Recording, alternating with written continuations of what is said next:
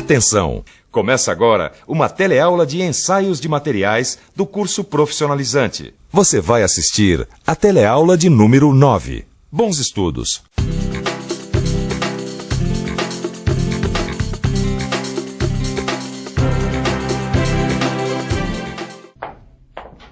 Ô, Ananias. Ô, Roberto. Olha aqui o paralama que você me encomendou. Que beleza, hein? Parece que ele tá perfeitinho. Pois é, mas é peça original e a fábrica garante. É a fábrica e o ensaio de embutimento. Que? Ensaio de embutimento.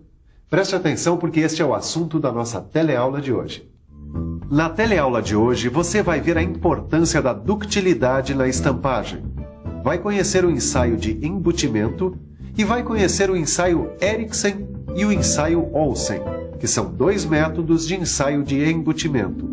Mas, Ananias, como é que você tem tanta certeza de que esse paralama passou por esse tal de ensaio de embutimento? Não, esse paralama não, mas o material de que ele é feito, sim. Porque o ensaio de embutimento ele é muito usado quando a gente fala em estampagem de chapas, que é como foi fabricado esse paralama. E quando a gente fala em aprender coisas novas, o jeito é conversar aqui com o Ananias ou ficar de olho na teleaula. O que aconteceu aí, Edgar? Eu achei que essa peça estava solta, agora que eu tô vendo que ela tá trincando, ó. Nossa, mas eu pensei que essa peça estivesse perfeita. Eu também, mas eu acho que ela trincou na estampagem, viu? Estampagem? É.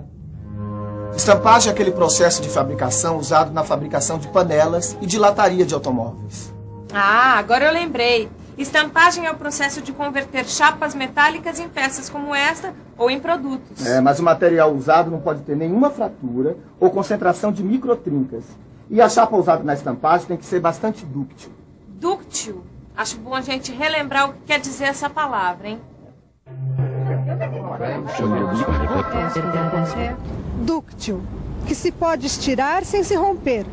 Flexível, elástico. Sabe, Caio, foi muito bom a gente ter relembrado o significado da palavra dúctil, porque agora a gente vai falar da ductilidade de chapas. A estampagem envolve dois tipos de deformação. O estiramento, que é o afinamento da chapa, e a estampagem propriamente dita, que é o arrastamento da chapa para dentro da cavidade da matriz. Ah, peraí. Acho que eu tô lembrando desse processo de conformação. A chapa é arrastada para dentro da cavidade da matriz por meio de um punção. Durante a operação, a chapa fica presa por um sujeitador que serve como guia para o arrastamento. Ô, Caio, essa chapa aqui vai ser estampada. Então, a ductilidade é a característica básica que ela tem que apresentar. Se não me engano, Silva, a gente já viu alguns ensaios que podem avaliar a ductilidade do material, né? Bom, a gente viu, por exemplo, o ensaio de tração, o ensaio de compressão e o ensaio de dobramento. E em todos eles dava para avaliar a ductilidade. Então por que fazer um ensaio só para avaliar isso, hein? Caio, é que nenhum desses ensaios mostra pra gente problemas que podem causar pequenas trincas depois da deformação. Bom, então o melhor é a gente ficar por dentro.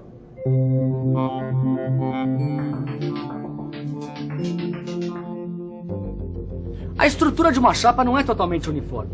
Pequenas diferenças podem não afetar o resultado de ductilidade conseguido no ensaio de tração. Mas na estampagem, a chapa pode apresentar pequenas trincas por causa dessas diferenças. Além de trincada, a peça pode ficar com enrugamento, distorção e com textura superficial rugosa, como uma laranja. Tudo por causa da matéria-prima utilizada. Imagina só, Ananias, uma indústria que fabrica um monte de paralama desse aqui e só então descobre que o material não era adequado à estamparia. Pois é, para evitar surpresas desagradáveis como essa, é que existe o ensaio de embutimento. O ensaio de embutimento foi criado para que não se descubra que a chapa é inadequada só depois da produção da peça. Ele reproduz em condições controladas a estampagem de uma cavidade previamente estabelecida. Nos ensaios de embutimento, o material é deformado quase nas mesmas condições que as obtidas durante a produção, só que em condições controladas para minimizar a variação dos resultados. Uma chapa como essa pode ter a sua capacidade de estampagem avaliada através de alguns ensaios de embutimento. Os mais conhecidos são o Eriksen e o Olsen, que a gente vai conhecer daqui a pouco. Sim, mas quer dizer que fazendo esses ensaios não tem erro? Não, não é bem assim. É que esses ensaios eles são só qualitativos, quer dizer, eles dão apenas uma ideia de como o material vai se comportar durante o processo de fabricação. Tá. Ananias, a gente falou, mas o que eu queria mesmo é ver como é que funciona esse tal de ensaio de embutimento. É fácil. É só ficar de olho no ensaio.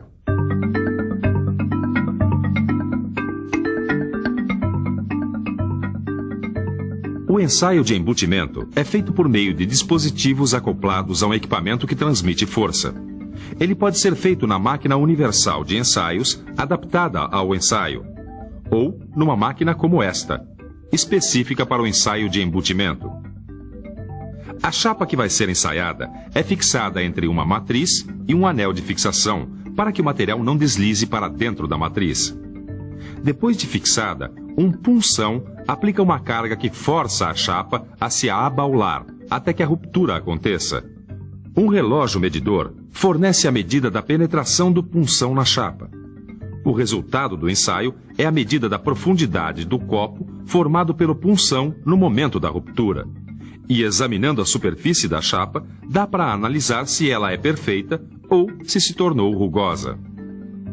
Entendeu agora, Neuza, a importância desses ensaios? Claro. Assim como a gente treina com o kart lá na pista para conhecer melhor o comportamento dele em condições de corrida, o ensaio é um treinamento para conhecer melhor o comportamento da chapa durante a estampagem.